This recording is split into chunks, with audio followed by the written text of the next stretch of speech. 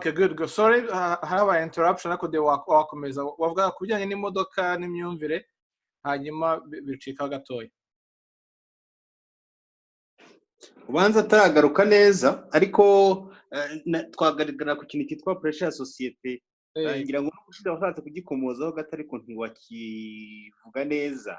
Okay. Ubundi kuki abantu bashobora guterwa pressure na societe, kuki pressure na societe ishobora kwibasira umuntu ikamutera ibibazo, ni gute none ushobora kuyirwanya? Societe urabona aho ya myumvire tuvuga nuko dukunda kugura ibintu tudakeneye kugira nabyo navuze ubushize kugira ngo twimpressione abantu, usanga bitera nko ku gice cyacu bive nko ku Banyarwanda nibaza ko tubivana ku Babirigi. Baraje twumvisha ko ugomba kwambara neza ugasa neza, niyo utabishoboye sawa genda ubikore, right?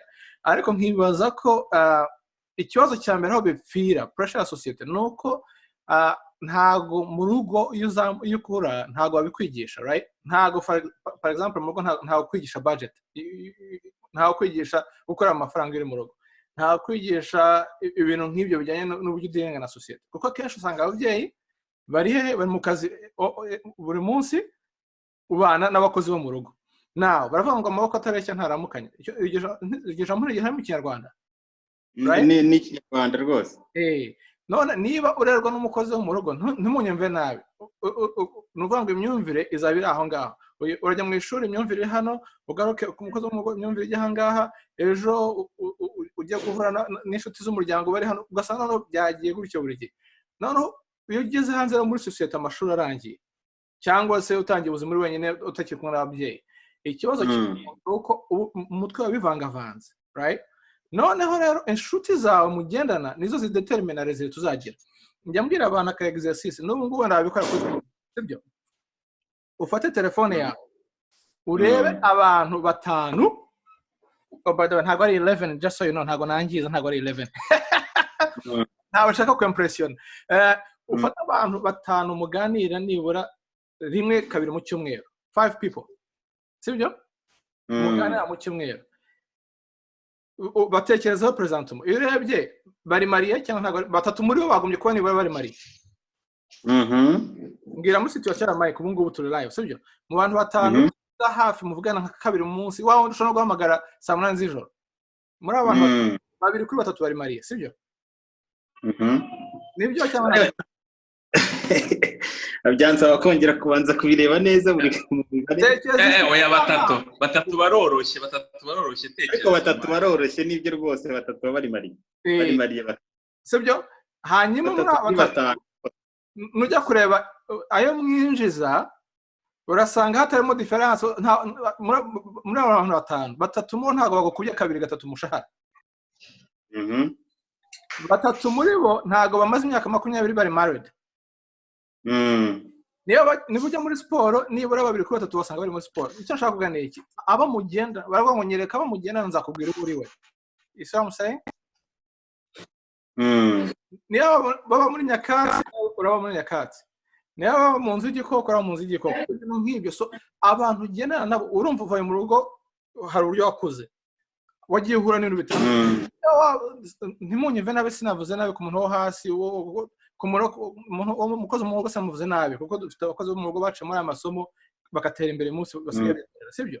Ariko numva n'umukozi wo mu rugo mu rugo abona ba patron be imyumvire gasa nizamutse, yakonyavugana n'abandi bo hasi gutyo bikagenda bihindagurika, sibyo? Ariko no yigeze hari iri wenyine, abantu muganira buri gihe muraganira iki? Niba inshuti yawe uri divorced, niba uri divorced batatu mugendana bari divorced. Niba ufite ikibazo cy'ibiro byinshi batatu mugendana bafite ibiro byinshi. Ibintu nk'ibyo usanga uko n'ukuri guhari. So kugira ngo rero guhindura imyumvire, ikintu cya mbere duheraho turavuga ngo fata ongera inshuti eshanu mu mwaka zitandukanye wari ufite, urebe ko ibisubizo bidahinduka. Nuvuga ngo nukora ibyo wari usanzwe ukora uzabona ibyo wari usanzwe ubona, nukora ibitandukanye ibyo wari usanzwe ukora uzabona ibitandukanye n'ibyo wari usanzwe ubona. So inshuti zawe ugenana nazo nizo zituma uri aho uri uyu munsi. So nimba nashaka kuba CEO nagombye gukora ibishoboka byose kugira ngo ntange kuganira n'aba CEO. niba nshaka gutangira business ntabwo byo gukora ibishoboka byose kugira ngo ntangire kuvugana n'abakora iki business nk'ubu ngubu ko nifuza gukora iyi YouTube live natangiye kuvuga babimenyereyemo umwe muri bo ni wowe Mike none umunsi wawe kuri isi I'm saying nubwo nkirimo gustruggling nk'ubu kujya bipfuye n'iki ariko natangiye guhindura imyumvire guhindura abantu tugendana ataruvuga ngo abo twadusana tugendana bashyira ku ruhande no ukomeza uzambura network yawe kubera ko baravuga mu cyongereza ngo your network is your net worth net worth yeah twagashyira mu kinyarwanda aho kantu your network is your net worth muri make ni nko kuvuga ngo abo usabana nabo abo guhura nabo nibo soko y'ubukungu bwawe reka nkubaze ni gute wagenda ninde mukire uzwi mu Rwanda ni benshi amazina 2 cyangwa 3 1 2 3 ariko ubwo ni nkande navuga reka duhere ko bavugwa cyane Gatera abandi arya ni bandi hano uriya mugabo ufite sofaro nawe ari mu bakire bakaze hano reka dufate Gatera umwungirije mu kazi waba umuzi nka nimero ya kabiri ntago muzi hari umuntu waba uzi wakoranye na Gatera kuri nivo yo hejuru atarakoraga hasi akazamuka ye cyane urabazi kubera bagenanye n'umuntu wo hejuru nabo barazamuka nuko ngo niba ngera n'abantu bajya muri gym buri gihe byanze kuno nanjye nzagera ntangiye kujya muri gym kubera ko mbahora iruhande urabona nk'ubu ngubu iki cyo gutakaza ibiro nanakivuyeho maze kugera kuri pound 200 ejo bundi njya kureba umugabo wa cousin wanjye arambwira kuri diet ya regime ntarimo kurya inyama ntarimo kunywa amata n'amagi nibyo bintu bitatu nkunda akunda reba indanjye hano igeze wajya ngo ntwita impanga right ndavuga nka igomba guhinduka byanze bikunze ndebye ukuntu atakaje 50 pound mu mezi 3 ngerageza ngo hari ikintu yarwaye byagenze gute mana ati none nafashe regime yo gutya na gutya ubu nanye kubise icyumweru maze gutakaza 4 pound and a half nagiye kumunzana iki gitondo right ariko imyumvire nagomye kuyinda ngo inyama ihangane amagi ihangane amata ihangane ubu ndimo ndarya imboga ndazanga wagira ngo ni inka nizo zirisha isi imyumvire guhindura abantu mugenana nabo ukongera bitewe n'igice bashaka kujyamo sinzi rero nsubiza cya kibazo tukagaruka no kuri Deo kugira ngo arangize story yes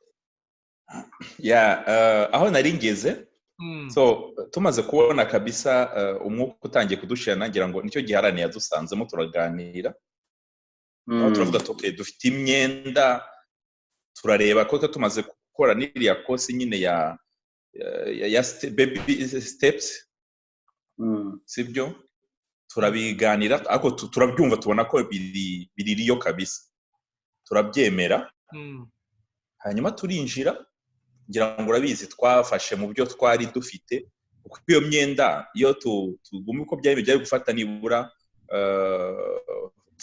imyaka 4 cyangwa irenga ariko icyabaye twishatsemo ubushobozi so akantu kabaye yenda kugira ngo ukumve neza amaye ukuntu kari gatangaje baravuze tuti ofete iyi modoka dufite ubundi ntabwo ari iyacu ni ya banke kuko ni amafaranga ya banke dufite iki kibanza twitwa ko dufite ntabwo ari icyacu ni icya banke urumva so mu by'ukuri ibyo twitiraga ko ari ibyacu ntabwo ari ibyacu kuko ni banke twasinye contract na banke tuvuga ko ngo bizaba ibyacu ari uko iyo myaka 4 irangiye so ukibaza imyaka 4 ufite ikibanza iyo modoka itangiye gukura nayo itangiye kugora ngo ushaka kuzarangiza credit uyigurisha make wongera ugashaka indi credit so wareba ukabona ahantu mwazagera so twarayigurishije ikibanza turagisubiza ibintu byose bishoboka bifite value mu rugo rwacu turabigurisha none turishyura banki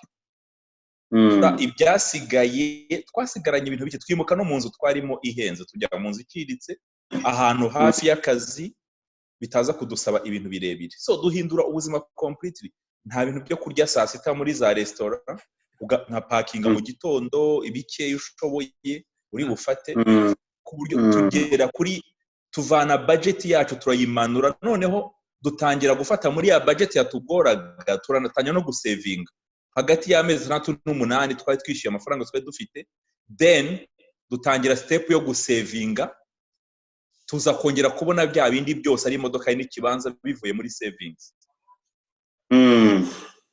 ibyo bintu ariko reka nkubwire rero aho ibintu bikomere nuvuga ngo ibyo bintu byose bimaze kugenda tutangiye kuva mu myenda twica dutuje niho twica turavuga tuti actually ubundi ubashije life ubashije batwebwe ni bandi ni twebwe intebe zari zo abanyarwanda bita ngo je commence la vie urazizi zimwe zisanzwe abanyarwanda benshi barazizi so twicara muri salo rwose turavuga tuti actually ubu ngubu tubajije mu buryo bwa finance duhagaze gute ni twebwe ubu ngubu iyi niyo status yacu naho ibindi twari dufite byari by'abandi so twavanye iby'abantu twasubije iby'abantu dusigaje ibyacu ibyo twari twatiye twabisubije so dusigaye turi twebwe ubu ni twebwe kabisa so turarebana face tuva turaseka kabisa ntabwo byaduteraga ipfunwe kuko urumva niba nagenda mu modoka ntangira kugenda ntega umwana mutoya wacu niwe wabonaga byari byagoye ariko nawe aza kubimenyera nyine ibintu byo guspendinga amafaranga turabihari dukora iyo ntuze tuva mu myenda completely so tugira ubuzima noneho turahumeka ugatangira gutanga ari ku bantu ari mu nzu y'abantu kumva ufite amahoro kabisa noneho ufite ubuzima nawe uratanga ubuzima umeze nk'aho ikivugo kikuvuyemo so iyo ni ntuze point ya mbere ya finance kandi yari ngombwa noneho ku kijyanye navuga muri vie professionnelle nayo twatangiye kwiyubaka mu bushobozi buriya hari igihe wifuza abantu cyangwa ukagira ishyari umuntu ariko mu by'ukuri yarubatse ubushobozi twatangiye guhindura imyumvire niho twatangiye gusoma niho twatangiye kwiga dutangira kuva mu bintu bigize mbese tuva mu bigare tuva mu kintu cyose cyaturangazaga tugafata umwanya tukagira umwanya wo gusenga cyane tukagira umwanya wo gusoma cyane tukagira umwanya wo gupanga tukagira mbese ibintu byose bisa nkaho turubaka ikintu byagiye bizamura imyumvire yacu imikorere yacu ku kazi umuntu atangira hari abantu buriya babaho mu buzima bakererwa ku kazi cyangwa se bakabyita ibisanzwe ubona boss arakererwa muri SP twari twize yuko nibura uba ugomba kugera ku kazi at least niba ari inama niba ari meetings niba ari rendezvous n'umuntu at least 15 minutes before iminota 15 so ngira ngo gere nka 30 so ndangira guhindura ibintu byinshi kabisa mu kazi ukageza kuba more professional ibyo utazi ukabyiga nuko gusoma umuntu agenda bihinduka n'imyumvire ahinduka na position zigenda zihinduka ku kijyanye na relationship navuga ngo nabyo buriya iyo imyumvire yahindutse amaso agenda abona n'ahandi so n'uburyo twakoraga mu rugo umuntu twabanaga n'umufasha ugatangira kuba ibi nabyo birandeba education y'abana discipline yabo ugatangira mbese ukareka kuba wa mugabo wo hanze nyine w'umusonga rero aho ugatangira kubona ibintu byose birakoreye byo mu rugo uvuga ngo ibi ni iby'abadamu ngo ibi ni ukumva ko ni imirimo mu rugo rwawe iyo ukorera urugo rwawe ntiwavuga ngo ibi ni iby'akana kandi ari ibyanyu so nacyo cyaradufashije reka mvuge wenda n'uburyo twakoreraga twe turi abakristo dukorera Imana uburyo twakoreraga Imana no muri church byarahindutse umurava uriyongera kuko wari uzi ibyo ukora noneho kandi uzi n'ubikorera so byahinduye muri aspect nyinshi z'ubuzima bwacu ndumva aricyo navuga ndumva ari n'isomo ryiza icyo nkuyemo kiruta ibindi ni uko rimwe na rimwe ubonye situation zihindutse udakwiye kuzarira mu guhindura nawe ingamba z'ibyo ukwiye gukora kugira ngo kuko niba nyine situation ihindutse nawe hinduka kugira ngo ujyane nayo noneho twabihuza rero n'ibijyanye n'ubushobozi nkahita ntekereza ko nabwo harimo ikindi gikomeye kivuga ngo niba ubushobozi buhindutse ugomba gukora ku buryo ubaho bijyanye n'ubushobozi none usigaranye kandi ntibigutere n'ipfunwe so nicyo ngicyo numva nkuye mu gikorwa reka nyongereho akandi kantu gatoya yenda kajya karemerera abantu ni ukuvuga ngo n'amashuri y'abana my friend twarebye amashuri dushobora kwafodinga ajyanye n'ubushobozi bwacu kuko ikibazo kiba gihari hari igihe usanga ko ziranye na kanaka family ya Alani family ya Mike abana bo biga kuri ishuri rikomeye cyane mu gihugu kandi turaziranye kandi turagendana ariko ntabwo nzi income yabo bashobora kuba yenda dukora ku kazi kamwe ariko bifitiye business ashobora kuba akazi ka Alani kishyura abana amashuri ye nkajya muri icyo Kigali nkahora muri banke ngo umwana wanjye nanjye ataziga ahantu hafite ubushobozi ye numva twarebaga amashuri yigisha neza ariko ajyanye n'ubushobozi bwacu kandi tukumva nta soni biduteye kuko buriya ikibazo gihari ifo ko umuntu azajya yemera situation afite niba uri muri situation muri icyo gihe cy'ubukene cyangwa se uriho ubaka ubushobozi reka zivuga ubukene uriho ushaka kubaka ubushobozi emera ko ariko bimeze ntuvuge ngo nzajya njya guhahira muri supermarket yo hejuru kandi yenda kuri butike cyangwa se mu isoko bihendutse sibyo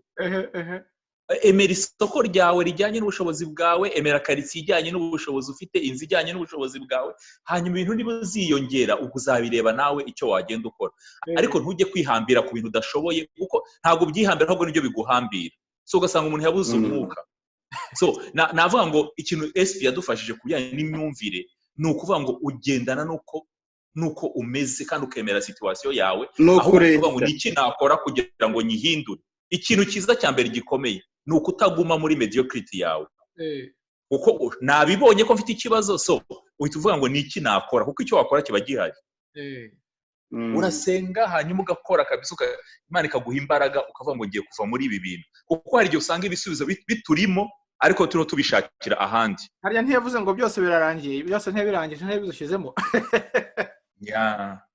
hari kimwe ushaka kuvuga hari umugabo wanditse mu Baheburayo njya nkoresha Bibiliya muri ibi cyane muri Hebrew 12:11 12 na 11 haravuga ngo no discipline seems pleasant ngo ntago discipline mu Kinyarwanda ni iki discipline ushaka kuvuga ikinyabupfura discipline nko kuvuga ngo kugira ngo avuga ati ngiye kwimuka cyangwa ngiye kuva mu buzima bwo kwiratana ndimo nkora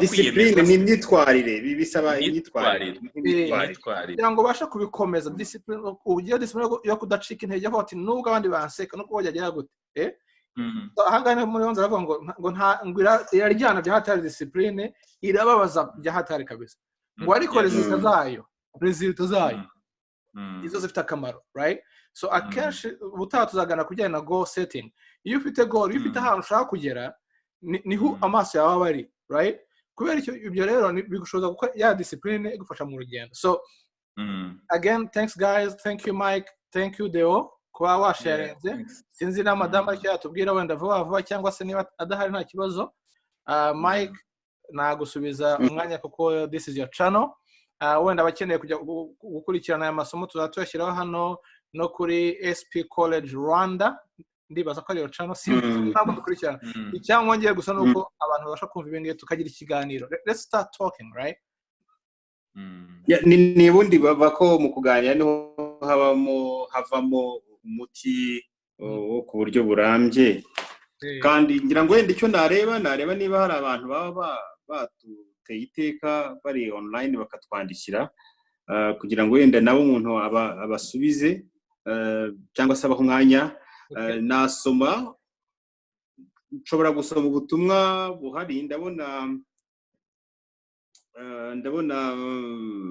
hari Mura yari yagarutse n'ubushe twari turi kumwe Mura TV de 150 hari wanditse ati ndi inshuti bifuza gutera okay ni wa musubizaga witwa Faustin Aubameyang hanyuma Sagamba Alex ati ntiwabaho udakora ngo utegereze ngo byose byararangiye hanyuma Matabaro Francis wati guhindura inshuti ntibyoroha kuko muri iki gihe abantu tubibara mu nyungu nkuko mubivuga kuko sinaza ngo nkwikubiteho nkubwire ngo ndashaka kubera inshuti wahita umbaza gute ati ntabwo byoroshye ntabwo byoroshye muri make ni ibyo ngibyo nanjye hano nabonye wanyandikiye nokone na sharinze link n'abantu aranyandikira mbwe yagora kurikiye ngo ikiganiro ni cyiza mukore byinshi ngo dukore byinshi bifasha abantu imyumvire. Anagaruka ku kintu twavuze mu kanya kijyanye no gushaka kubaho kutari, aravuga ati kubaho wishushanya nibyo byeze muri iki gihe, abantu bakwiye guhindura imyumvire. Okay, arakoze cyane, yitwa Patrick. Ndumva ari ubwo butumwa nari maze kubona gusa, kereka niba hari ubundi hari twaba tubonye muri yaravuzeho hano. Matabaro Francis avuga ikibazo cyiza hano, avuga ati biragoye guhindura inshuti cyangwa umuntu abigenza gute. Deo, waduha urugero rumwe cyangwa ntanga ingero z'uburyo umuntu yongera inshuti muri list? Jyewe ndumva buriya iyo tuvuze inshuti ntago ari ukugira ibigare. Inshuti ni ukuvuga ngo ni umuntu, ngira ngo ubutaha tuzabivugeho. Hari uriya mugabo bita Ted Jakes, uriya mu bishop, yagejeje kuvuga inshuti mu buryo nka butatu. Rero ikibazo iyo tuvuze inshuti hano nuvuga ngo ni umuntu ufite ubundi mugomba kugirana umumaro. Yes, ntago ari ukuvuga ngo mfite liste, mfite abantu tuziranye. Oya, ese ndakugira inshuti kugira ngo turagana hehe, ibyacu biragana hehe, kuko nayo ni relationship. So nuvuga ngo ya nshuti nkuko ane yabivuze, ashaka kukwangiriza cyangwa akagufasha akakugeza ahandi. Ikibazo gihari no kuvuga ngo ese niba utarimenya impamvu ugenda dusakuma inshuti n'inshuti, nuko tuba tutazi aho tugana nicyo dushaka mu buzima. Nk'urugero, niba ushaka gutakaza ibiro, ahantu uzasanga izo nshuti ni muri gym. Tangira ujye muri gym, sibyo? Cyangwa kuri forums baganira ibijyanye n'imirire. Niba ushaka kugira ngo wige ibijyanye na business, right? Shaka umuntu uvuga uti umuntu akora business ndamukunze n'iki, umwaprosha mugo uti listen, I would like to get a mentor. Ngenda kwemera kuzanga gukorera amasaha 2 wenda mu cyumweru gratu, umbwira icyo ukeneye hanyuma nkwigireho. Wenda urebe umuntu wenda tuvuge Mike uti Mike niki nagufasha, ndabona ko wowe uri muri media, ngiye mfite ubushobozi bwo gukora ama video, nzajya editing ama video yawe nyagupostingira kuri YouTube for free, ariko nibura mfasha kwigiraho. You see, ikibazo akenshi nuko twikunda nge navuga ngo uramiki, give me, ariko banza utanga agaciro, right? Tanga agaciro mbere yuko usaba, ubanza gutanga, siko bigenda. So niba ashaka kugira ngo ngire icyo nkora cyangwa kuri Deo, ndabanza nkore tide kuri Deo na Mike, niki bakora niki bakunda, none nshaka ibyo bintu, iyo value nyibazanira. None ngo iyo value bituma ntangiye kugerana nawe. Urumva niyo gukora ama video buri cyumweru, tuzatuganira kenshi buri gihe. Niba tungana nawe rero kenshi nzatangira no kwinjira muri cycle yawe y'abantu mugendana, right? Kubera ko aho uri mba mpari, right? All of a sudden ntangiye guconnectinga na new group, right? Niba Deo ajya muri church nanjye nkabashaka kujya muri church, nkabikora gutyo. Nkanjye hangaha na church nari ndimo nifuzaga gutera imbere, ndebye aho twagendana nsanga twese tukuri ku murongo n'icyo gihe ko twese turi bashyashya. Okay, ndahaguruka nanjye muri church y'abazungu, nta n'umuntu nzimo. I showed up, ndinjira. Ni naho nakuye madamu wa hatari.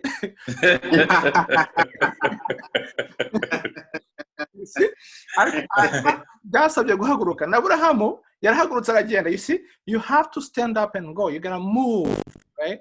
Ntiwicara ngo utegereze ngo biraza right? So ndibaza ko Matabaro igisubizo cyacu tugisubije. So mu ncamake, haguruka urebaho ibyo wifuza biri, ujye kubishaka.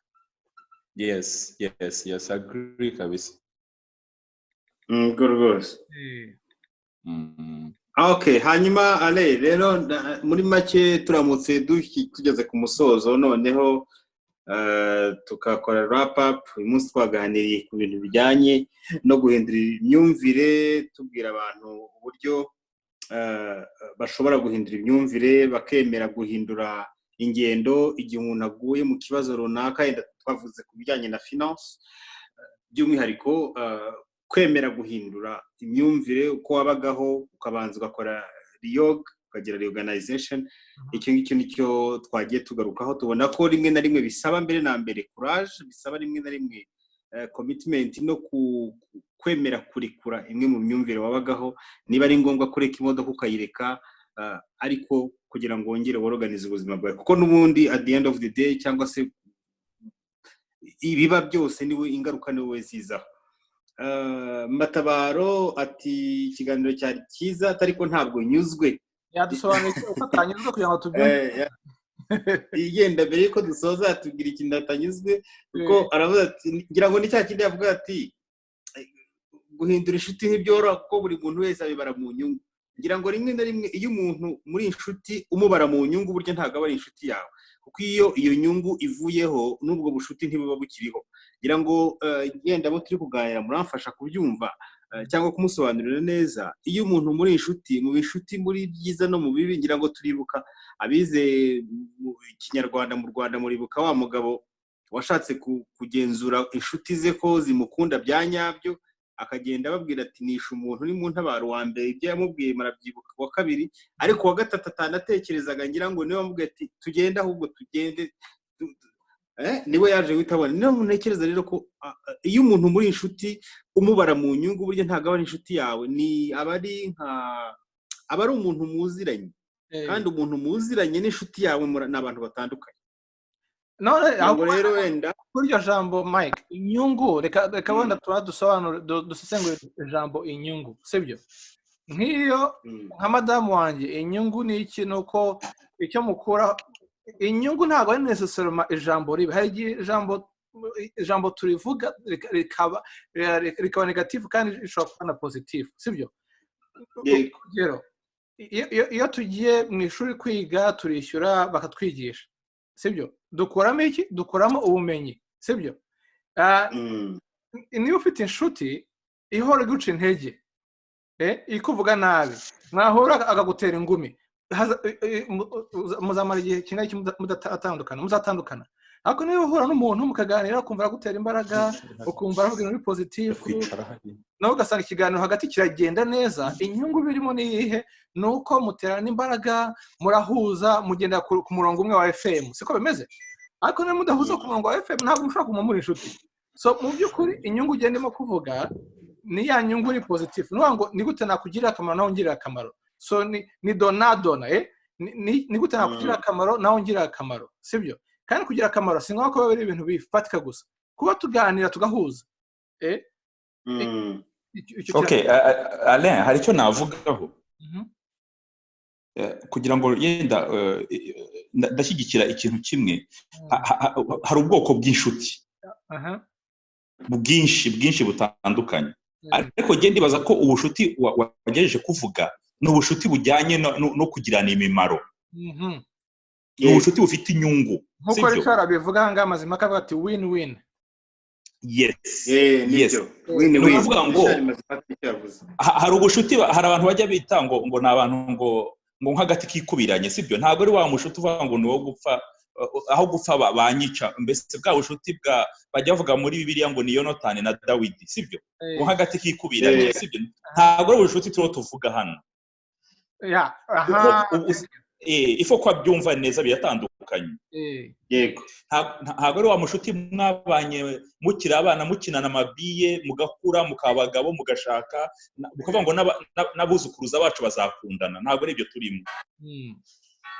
Kugira ngo wenda yumve impamvu tuvuga ubushuti. Nuvuga ngo ese uyu munsi nk'ubu Alain par exemple yazanye SP mu Rwanda. Ariko tumaze kumubona n'urugo rwe twaravuze tutaba abantu. By the way, hari n'ibyo tutavuze yenda ibintu bijyanye na nk'ikintu cya education. Hari igihe dufite umwana muto w'imfura wacu gafite nk'umwaka umwe ibiri, umwaka umwe cyangwa ibiri umwe, noneho rimwe baza mu rugo baradusura na madamu, babona umwana mu rugo arategeka kabisa, aravuga rikijyana. Noneho aravuga na madamu ariko si umwana ko nta discipline. Ararira nta ceceka atereka ati umwana ashobora kurira iminota 15 ntacyo yaba, atari ko yaregeje iminota 15 atugo wamuhoza, atari ko atayirigejeje ari ceceka kandi bikarangira. My friend, yatubereye umuti, umwana tumushyira ku murongo guhera uwo munsi. So icyo twabonyemo kuva icyo gihe rero twafashe Alain na madamu turavuga abantu badufitiye umumaro, tubagira inshuti, sibyo? Ariko mu by'ukuri harimo inyungu